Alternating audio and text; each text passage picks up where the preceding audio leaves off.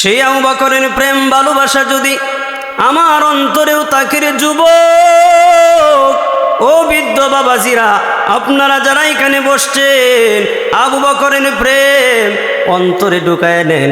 আবু বকর যেভাবে নবীকে ভালোবাসছেন, আমি আপনিও যদি আবু বকরের মতন প্রেম ভালোবাসা ভিতরে নিতে পারি, আবু বকরের মতন দামি আমার আল্লাহ বানায়া দিবে। আল্লাহ পাক রব্বুল আলামিন আমার আপনার নবীকে জানায় দেয়, ও পয়গম্বর, আপনাকে যারা ভালোবাসতে চায়, আগে আপনি নবীকে যারা ভালোবাসবে, আমি আল্লাহকে যারা ভালোবাসছে, তবে আপনি নবীকে যারা ভালোবাসবে, তার প্রমাণ হয়ে যাবে আমি আল্লাহকেও ভালোবাসি। সুবহানাল্লাহ। এই দুনিয়াতে আমি আপনি আসলাম, আমার আল্লাহ পাক রব্বুল আলামিন এমন একজন পয়গম্বর পাঠাইলেন, যেই পয়গম্বরের আদর্শ এত সুন্দর আমার আল্লাহ করে দুনিয়াতে পাঠাইলেন। সেই নবীর আদর্শ ধরার দরকার আছে না নাই? নবীর ভালোবাসা দরকার আছে না নাই? আজকে যে প্যান্ডেলের ভিতরে বসছেন, মাদ্রাসার মাহফিল বলে এই যে দিনে একটি প্রতিষ্ঠান, এই প্রতিষ্ঠানটা হলেন নবীর। আর যেই ঘরের মধ্যে আমি আপনি নামাজ পড়ি, এই ঘরটা হলো আমার আল্লাহর। যেহেতু ওই প্রতিষ্ঠানের উসিলা করে এত সুন্দর আয়োজন হয়েছে, বলেন তো সেই নবীর ভালোবাসার দরকার আছে না নাই? কারে বেশি ভালোবাসবেন? আগে নবীরে ভালোবাসতে হবে। নবীর প্রেম অন্তরে ঢুকাও। যদি নবীর প্রেম অন্তরে ঢুকে, তাহলে নবীর শাফায়াত পাওয়া যাবে। আর যদি নবীর প্রেম ভিতরে না থাকে, তাহলে নবীর শাফায়াত পাওয়া বড় কঠিন। নবীকে কেমন ভালোবাসবো? বলে আমার নিজের জীবন থেকে বেশি ভালোবাসতে হবে, ঠিক কি না? না শুধু ভালোবাসি বলেই দিন খাটায় চলে যাইব, হবে? ভালোবাসার মতন বাসতে হবে। এই জন্য আমার আল্লাহ জানায় দেয়, ও পয়গম্বর, আপনি জানায় দেন, আপনি নবীকে যারা ভালোবাসবে, আমি আল্লাহকে ভালোবাসা হবে। আর আপনি নবীকে ভালোবাসলে ফায়দা কি হবে? যারা অন্তর থেকে আমার নবীকে ভালোবাসবে, আমার আল্লাহ জানায় দেয়, তাদের গুনাহগুলি আমি আল্লাহ মাফ করে দিব। সেই নবীকে ভালোবাসার দরকার আছে না নাই? আরো জোরে বলেন। এই নবীর ভালোবাসা যাদের অন্তরে নাই, এরাই তো দূরে থাকে। আর যাদের ভিতরে আমার নবীর ভালোবাসা আছে, তারা দূরে থাকতে পারে না। যে জায়গায় নবীর কথাগুলো আলোচনা হয়, নবীর প্রশংসার বিষয়ে আলোচনা হয়, ওই জায়গায় এই উম্মত ঘরে বসে থাকতে পারে না, সাথে সাথে মাহফিলের প্যান্ডেলের ভিতরে বসে। এই জন্য যারা দূরে আছে, আমি বলবো, ও যুবক ভাইয়েরা, ও বৃদ্ধ বাবাজিরা, দুনিয়াতে কতদিন থাকবো জানা নাই। যেদিন আজরাইল চলে আসবে, সেদিন কিন্তু দুনিয়ার থেকে চলে যাব। কিন্তু আমার মায়ার নবী জানায় দেয়, এই দুনিয়াতে যারা আমাকে ভালোবাসবে, তারাই সফল হবে। আর যাদের ভিতরে আমি নবীর ভালোবাসা থাকবে না, তারাই হলো বিফল। এই জন্য শুধু নবীকে ভালোবাসবো তা না, নবীর আদর্শকেও ভালোবাসা। قال النبي صلى الله عليه وسلم من أحب سنتي فقد أحبني ومن أحبني كان معي في الجنة। আমার নবী জানায় দেয়, আমি নবীর ভালোবাসার একটা মাপকাঠি হলো, আমি নবীর সুন্নতকে যারা মহাব্বত করবে, আমি নবীকে যারা ভালোবাসবে, আমি নবীর সুন্নতের সাথে যাদের সম্পর্ক থাকবে, আমি নবী বলে দিলাম কাল কিয়ামতের ময়দানে কাল কাউসারের পানি তাকে পান করায়া এরপরে জান্নাতে দেওয়া হবে। শুধু নবীকে ভালোবাসবো তা না, বলে নবীর সুন্নত। এই জামানায় দেখা যায় নবীর সুন্নতের কদর কম, কারণ নবীর সুন্নত অনেক সুন্দর সুন্দর সুন্নত রেখে গেলেন, একটা সুন্নতই এই উম্মত পালন করে না।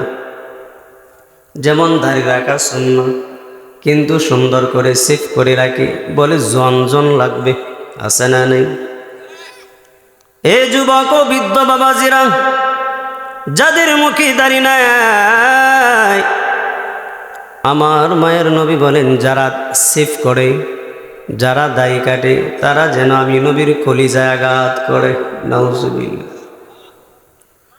অথচ নবীকে ভালোবাসলাম বললাম, দাবি করলাম, কিন্তু নবীর সুন্নত পালন করলাম না, বলেন তো নবীর আশেক বলা যাবে? এই জন্য অনেকেই নবীর আশেক বলে আমরা দাবি করি, কিন্তু নবীকেও ভালোবাসি না, নবীর সুন্নত কেউ ভালোবাসি না। কিন্তু নবীর আদর্শ যদি গলায় মালা লাগাইতে পারো, শুনে রাখো, তোমার ওই গলাটা মধ্যে তুমি মালা লাগাইলা নবীর আদর্শ দিয়া, জেনে রাখো নবীর আদর্শ যেহেতু লাগাইছো, আমার আল্লাহ খুশি হইয়া তোমার নিজের জীবনটাও ধন্য করে দিবেন। শুধু দুনিয়াতে ধন্য করবেন তা না, বলে আখিরাত পর্যন্ত তোমার জীবনটা ধন্য হবে। কেমন ধন্য হবে? কাল কিয়ামতের ময়দানে, যেদিন মা সন্তানকে চিনবে না, সন্তান মাকে চিনবে না, ওই দিন আমার আল্লাহ জানায় দিবেন, ও হাবিব, আপনার গুনাহগার উম্মতগুলা কোথায়? আপনি খুঁজে খুঁজে বের করে এরপরে জান্নাতে লয়ে যান। আমার আপনার মতনই তো মানুষ ছিল, কত মোহাব্বত করছেন, কত ভালোবাসছেন। আবু বকর সিদ্দিক রাদিয়াল্লাহু আনহু নিজের জীবন থেকে বেশি ভালোবেসেছেন, বাসছেন কিনা? নবী জানায় দিলেন, আবু বকর 6 মাস আগে আবু বকরকে জানায় দিলেন, আবু বকর আমি হিজরতে যাব। 6 মাস আগে নবীকে 6 মাস আগে নবী জানায় দিলেন, আবু বকর আমি হিজরতে যাব। ওই দিন থেকে আবু বকর একটা রাতও ঘুমাই নাই। সুবহানাল্লাহ, একদিনও ঘুমাই নাই। আমারে যদি কইতো, আপনারা যদি কইতো, তাহলে সজাগ থাকতাম না, ঘুমাইতাম। এখনের যে যুগ, ঘুমাইলাম। রাহমাতাল লিল আলামিন আবু বকর কি জানায় দেয়, ও আবু বকর আমি হিজরতে যাব। আবু বকর সেদিন থেকে আর ঘুমাই না। কেমন ভাবে ঘুমাই? দরজার মাঝে হেলান দিয়ে ঘুমাই। মায়ার নবী যখন হিজরতের সময় হয়ে গেল, আবু বকরকে শুধু ডাক দিলেন, দরজার মাঝে নক করলেন, সাথে সাথে আবু বকর বলেন লাব্বাইক ইয়া রাসূলুল্লাহ, সাথে সাথে হাজির। মায়ার নবী বলেন, আবু বকর আপনি কি ঘুমান নাই? আবু বকর বলেন, মায়ার নবী গো, আমি শুধু ঘুমাই না, আমার সাথে আমার সন্তানও ঘুমাই না। ও পয়গম্বর তাকায় দেখেন, ওই যে বাহিরের মধ্যে বাহন বেঁধে রাখলাম, ওই বাহনটা পর্যন্ত ঘুমাই না। কেমন বড় আশিক! অথচ ইমানদাররা অনেক বাবারা আছে, অনেক যুবক ভাইয়েরা আছে, অনেক মা বোনরা পর্যন্ত আছে, বলে মাহফিল হলে আমরা উলামায়ে কেরামদের আলোচনা শুনব, নবী পাই নাই, নবীর যে ওয়ারিস আছে উলামায়ে কেরাম তাদের চেহারা দেখব। আবু বকরের দিকে তাকান। আবু বকর কি বলতে দেরি, কিন্তু দরজার মাঝে যখন পয়গম্বর নক করলেন, সাথে সাথে আবু বকর দরজা খুলে দিলেন। আবু বকর দরজা খোলার পর এবার আবু বকরকে লইয়া মায়ার নবী বললেন, চলো আমরা ওই বহুদূর মদিনায় হিজরত করতে হবে। মায়ার নবী আবু বকরকে লইয়া যখন আপনি হিজরতের জন্য বের হইলেন, দেখেন রে বাবা আবু বকর, মায়ার নবী এত আদর্শ সুন্দর ছিল বলেই আবু বকর নবীকে এত বেশি ভালোবাসছেন। আমি আপনিও যদি আবু বকরের মতন প্রেম ভালোবাসা অন্তরে জমাইতে পারি, আবু বকরকে আমার আল্লাহ জানায় দেয়, ও পয়গম্বর, আপনার আবু বকর যেভাবে আপনাকে ভালোবাসছে, আমি আল্লাহ আবু বকরকে সেভাবে ভালোবাসলাম। আবু বকরের ভালোবাসার দরকার আছে না নাই? আরো জোরে বলেন। আবু বকর যেভাবে ভালোবাসছেন, আমরাও তো এরকম দরকার আছে না নাই? আবু বকরকে লইয়া যখন নবীজি হিজরত করবেন, হিজরতের সময় আবু বকরকে লইয়া যাইতেছে। আবু বকরকে যখন লইয়া যায়, একবার আবু বকর ডাইনে, একবার বামে, একবার পিছনে, একবার সামনে। আমার মায়ার নবী বলেন, আবু বকর, আপনি একবার ডানে যান, একবার বামে যান, একবার সামনে যান, একবার পিছনে যান। কারণ কি? আবু বকর বলেন, ও পয়গম্বর, আমি একবার কেন ডাইনে যাই, একবার বামে যাই জানেননি পয়গম্বর? আপনি যে ঘর থেকে বের হইছেন, কাফের বেঈমানরা আপনার দিকে তাকায় আছে, আপনার দিকে চোখ তুলে তাকায় আছে। যদি তারা তীর নিক্ষেপ করে, আগে যেন আমি আবু বকরের শরীরের মধ্যে তীর লাগে। পয়গম্বরের সাহাবী আবু বকর সিদ্দিক রাদিয়াল্লাহু আনহু একবার ডানে যায়, একবার বামে যায়, একবার পিছনে যায়, সামনে যাই। রে বাবা, কেন? আল্লাহর পয়গম্বরের শরীরে একটা চুলের টুকা পড়বে, আবু বকর সহ্য করবে না। সেই আবু বকরের প্রেম ভালোবাসা যদি আমার অন্তরেও থাকে রে যুবক, ও বৃদ্ধ বাবাজিরা, আপনারা যারা এখানে বসছেন, আবু বকরের প্রেম অন্তরে ঢুকায় নেন। আবু বকর যেভাবে নবীকে ভালোবাসছেন, আমি আপনিও যদি আবু বকরের মতন প্রেম ভালোবাসা ভিতরে নিতে পারি, আবু বকরের মতন দামি আমার আল্লাহ বানায়া দিবে। এবার পয়গম্বরের সাথে হিজরতে যাবেন। মায়ার নবী একবার কানাই কাবার দিকে তাকায়, আর কানাই কাবার দিকে তাকায় বলে, কানাই কাবারি,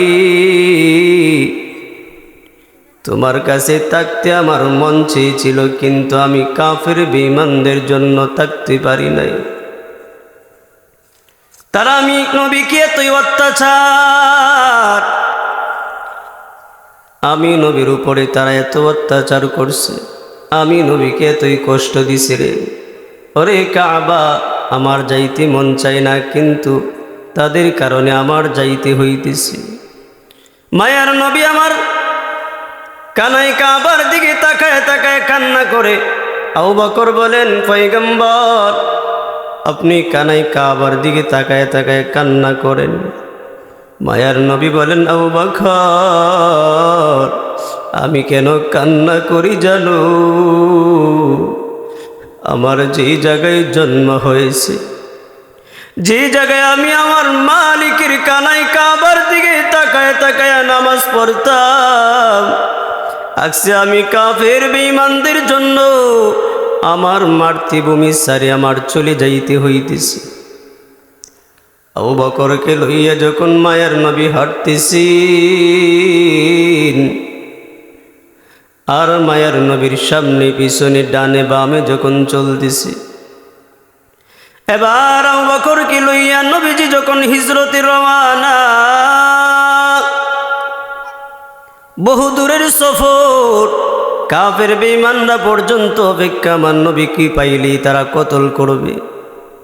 মায়ার নবী যখন চলতেছে যাইতেছে, কিন্তু এমন একটা পাহাড়ের মাঝে উঠতে হবে, যে পাহাড়টা অনেক উঁচা পাহাড়। আবু বকর বলেন, পয়গম্বর, এত উঁচু পাহাড়ের মধ্যে আপনি উঠতে পারবেন না, আপনার কষ্ট হবে। এত দীর্ঘ পথ আপনি সফর করলেন, এই পথ সফর করার পরে আপনি ওই পাহাড়ে কিভাবে উঠবেন গো পয়গম্বর? আল্লাহর পয়গম্বর এতই কষ্ট হয়ে গেল। আবু বকর বলেন, ইয়া রাসূলুল্লাহ, ইয়া হাবিবাল্লাহ, আপনি আমার কাঁধে উঠেন, আমি আবু বকর আপনাকে লইয়া পাহাড়ে উঠব। কত বড় আশিক ও নবীর উম্মতির দল। এবার আবু বকর নবীকে লইয়া ওই পাহাড়ে উঠলেন। পাহাড়ে উঠার পর আবু বকর সিদ্দিক রাদিয়াল্লাহু আনহু বলেন, পয়গম্বর পাহাড়ে উঠলাম, ওই একটা গুহা আছে, ওই গুহার ভিতরে আশ্রয় নিব। তবে পয়গম্বর আপনি ডুববেন না, আগে আমি আবু বকর ডুববো। কারণ ওই গর্তের ভিতরে তো আবর্জনা আছে, ওই আবর্জনাগুলো আমি পরিষ্কার করি। পয়গম্বরকে দাঁড় করাইয়া আবু বকর গর্তের ভিতরে গেলেন। গর্তের ভিতরে যাইয়া গর্তগুলা পরিষ্কার করলেন, এক একটা ছিদ্র পর্যন্ত বন্ধ করলেন। প্রত্যেকটা ছিদ্র বন্ধ করার পর বাবা একটা ছিদ্র ছিল, ওই ছিদ্রটুকু বন্ধ করার জন্য কাপড় ছিল না। আবু বকর সিদ্দিক রাদিয়াল্লাহু আনহু মায়ার নবীকে এতই ভালোবাসছেন, যখন একটা ছিদ্র বন্ধ করতে পারে নাই। এবার আবু বকর বলেন, ও পয়গম্বর এবার আপনি গুহার ভিতরে আসতে পারেন। আবু বকর সিদ্দিক রাদিয়াল্লাহু আনহু ওনার পা দিয়া ওই ছিদ্রটার মাঝে ধরে রাখলেন। মায়ার নবী যখন গুহার ভিতরে ঢুকলেন, গুহার ভিতরে ঢুকার পর এবার আবু বকর বলেন, পয়গম্বর আপনি আমার উরাতের মধ্যে মাথা রেখে একটু বিশ্রাম করেন। আল্লাহর পয়গম্বর এবার আবু বকরের উরাতের মধ্যে মাথা রাখলেন। আবু বকরের চিন্তা হলো, আমি তো নবীকে দেখলাম, কিন্তু আমার থেকে বড় ভাগ্যবান আর কেউ হতে পারে না। কারণ আমার মায়ের নবীকে আমি যতবার দেখি ততবারই মজা লাগে।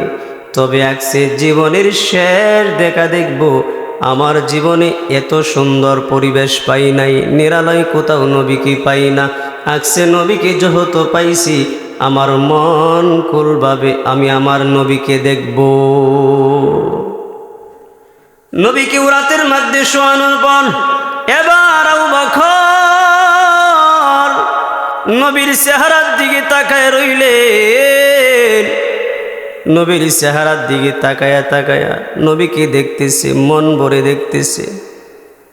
কেমন নবী জানেন রে বাবা, কেমন নবীর উম্মত হইছি আপনি আমি জানি না।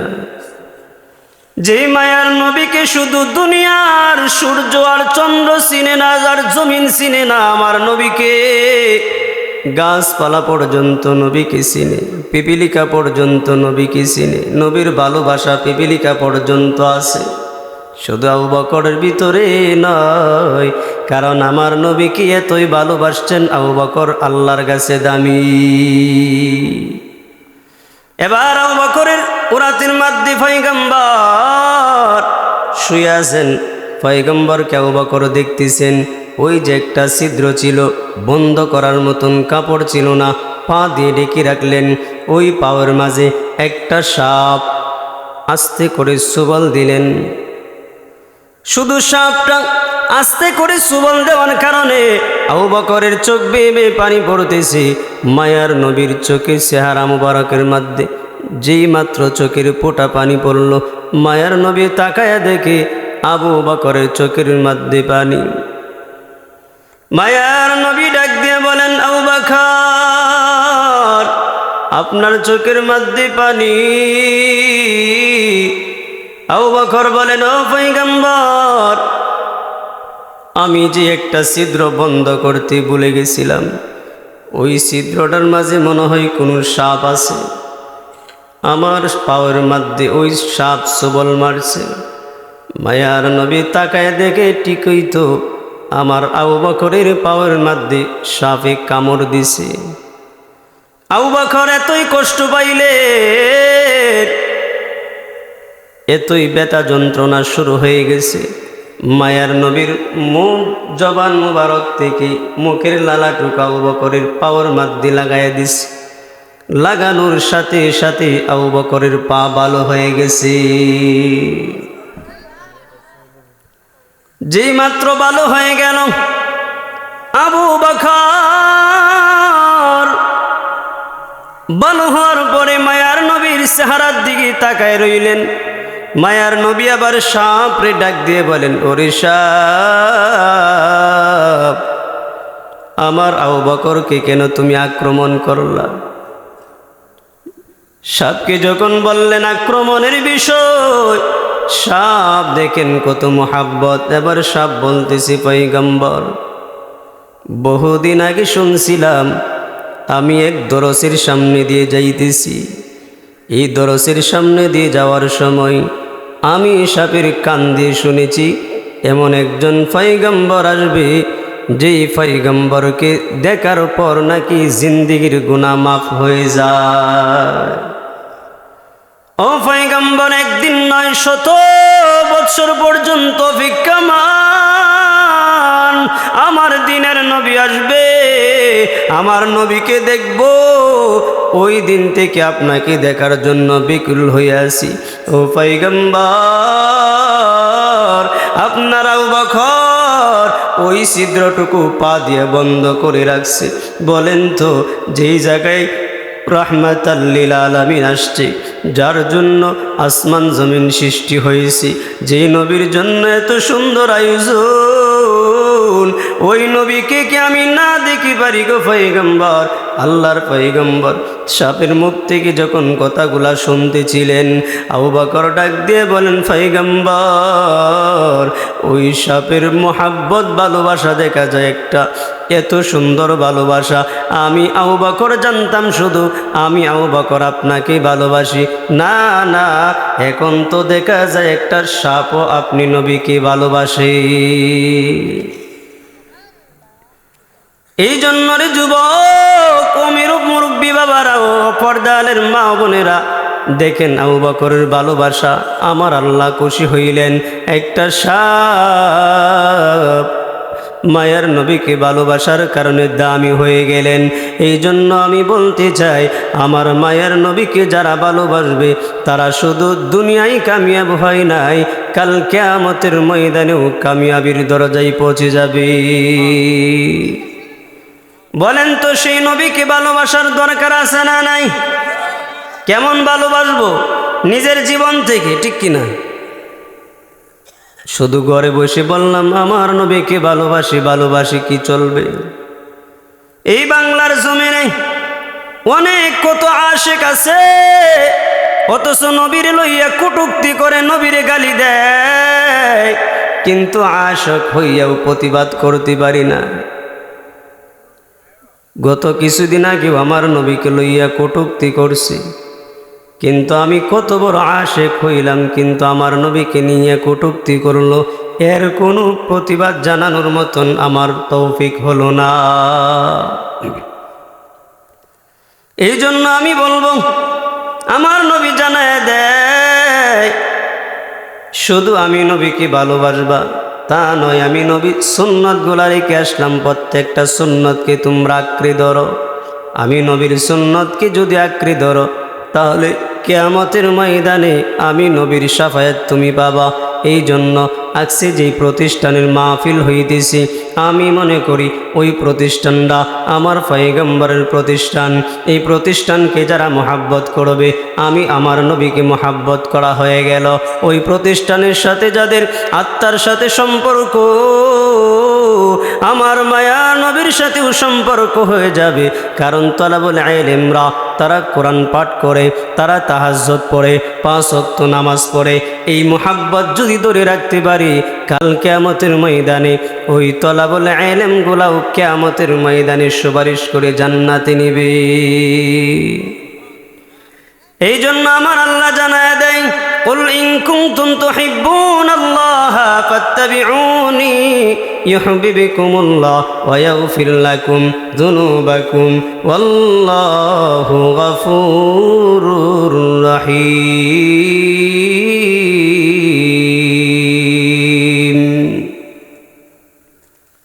আমার আল্লাহ জানায় দেয়, বন্ধু আপনি দুনিয়ার মানুষদের কি বলে দেন, তারা যদি আমি আল্লাহকে ভালোবাসতে চাই, সর্বপ্রথম যেন আপনি নবীকে ভালোবাসে। এই জন্য আমার আল্লাহকে ভালোবাসার আগে আমার নবীকে ভালোবাসতে হবে। শুধু নবীকে ভালোবাসবো তা নয়, নবী যা রেখে গেলেন প্রত্যেকটা সুন্নত কি অনুসরণ করতে হবে, ঠিক কি না? মাথায় টুপি দেওয়া কি, দাড়ি রাখা কি, হাতের যে নখ কাটা সপ্তাহে এটা কি সুন্নত? মেসওয়াক করা কি সুন্নত?